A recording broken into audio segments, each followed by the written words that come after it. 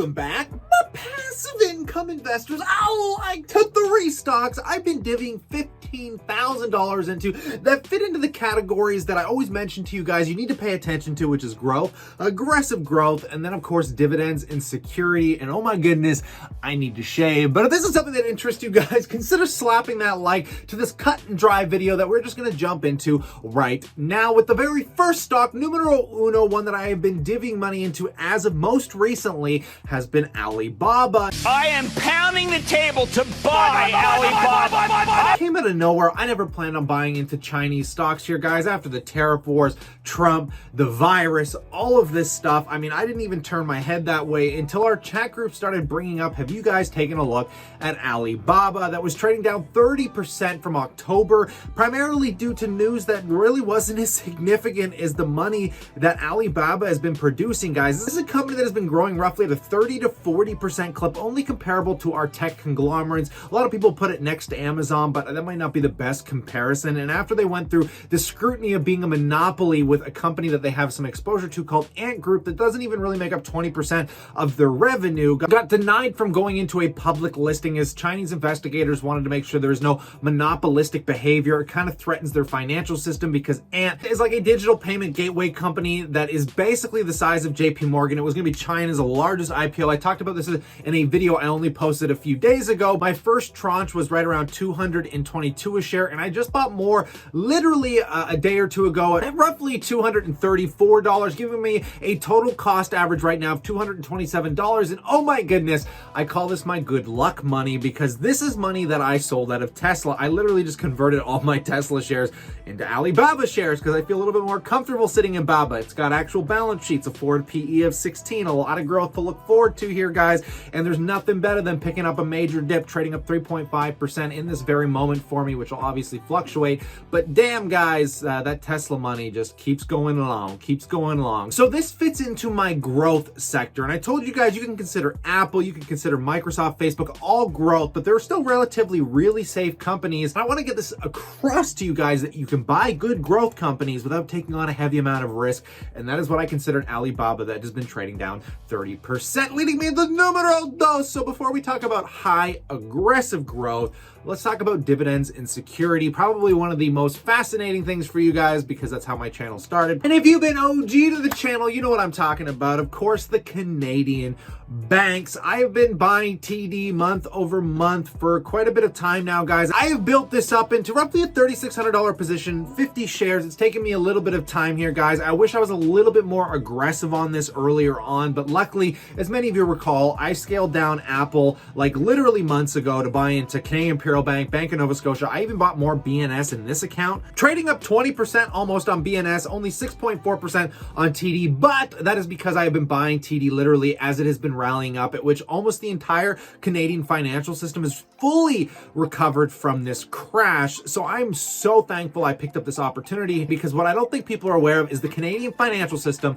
I'm a broken record about this, is probably one of the most resilient financial sectors in the entire world here, guys. We're talking about one of the fastest growing first world economies because Canada is only about 40 million people and it's growing faster than the US population wise. I mean, real estate's huge here. And honestly, in my opinion, it's one of the safest places to park money because it's also backed by the Canadian Treasury. Now, obviously, we don't want to pick a Lehman Brothers here, but a lot has changed since 2008. And I really like my CM, my BNS, and my TD. It's like collecting Pokemon cards. You got to collect them all. I might buy into Royal Bank a bit later on, but for now, I like collecting the highest dividend yielders.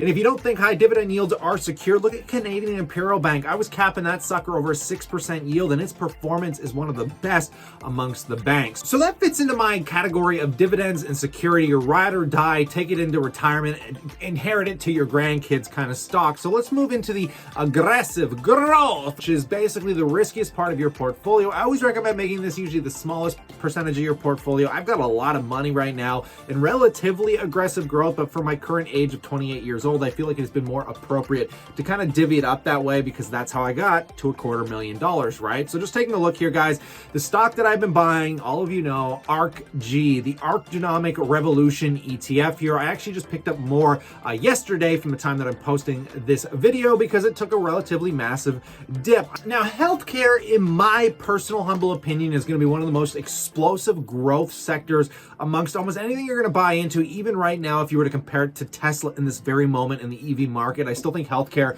is going to have more growth going down the line here, guys, because people just aren't aware of the technological, or what they're calling the genomic revolution that's going on, because for the first time in our lifetimes, we know enough about health that we're actually on the front of curing cancers. We're talking about diabetes, HIV here, guys, when you're talking about things with mind med, depression, opioid addiction, massive $100 billion, trillion problems that have been plaguing society for 50, 100 plus years, if not longer. So I told you I'm smart enough to recognize the revolution, not smart enough to dive down and pick the best stocks that are going to explode. I don't really understand that, but I do understand Cathie Wood, probably going to go down as the most prolific investor of my generation. It's going to be incredible to catch cancer in stage 1 and then edit it away. We think that's going to be possible in the next 5 to 10 years. Now think about it.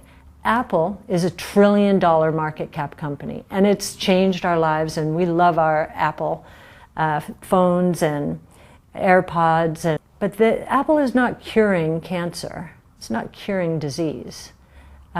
These companies, we believe, will. She will be compared to Warren Buffett, in my opinion, in the next 20 or 30 years. And I think she knows what she's doing better than I do. So I'm like, yeah, take my money. I'll pay that 0.75% fee that you guys have on that ETF, considering it's trading up like over 100%. Now, I bought it with a bit of an annoyed chip on my shoulder here, guys, because when I was doing my research around this, it just kept running and running like 5% a day. And I said, you know what, forget it. I'm going to get my conviction in here. I threw some money at it, like $1,500, right? I bought a few shares, and then finally it happened. It dipped, guys. It went all the way down to about $90, at which I was able to pick some more up literally the other day for like $93.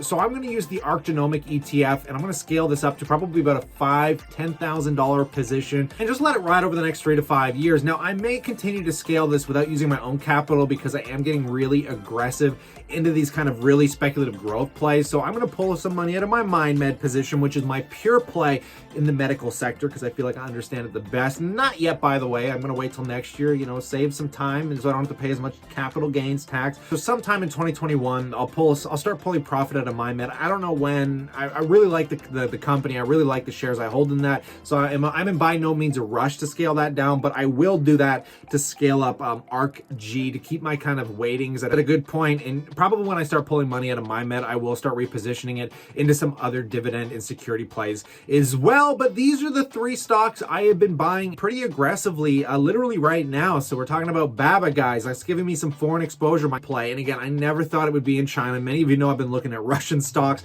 I've been looking all over the place, guys. But when you're talking about the resiliency of something like a BABA, not going to let that opportunity go by. So the second one, obviously being TD, my beautiful Canadian banks. I love my banks are banks, but nothing's better than the Canadian banks. And then finally, of course, you know, the health sector, where I believe the future is going to be for aggressive growth. Keep in mind, guys, I have a lot of speculation on my med, a lot of speculation on ARC, but one of my largest positions is Johnson & Johnson, which is actually trading up over $1,000 in capital gains for me already. And I like Johnson & Johnson a lot. But remember, you guys can stop in here every week. Consider subscribing, because I do full portfolio updates week over week to give you guys the most insight as humanly possible as I document my financial independence retire early journey. So stay cool, stay awesome, and I look forward to catching you tomorrow.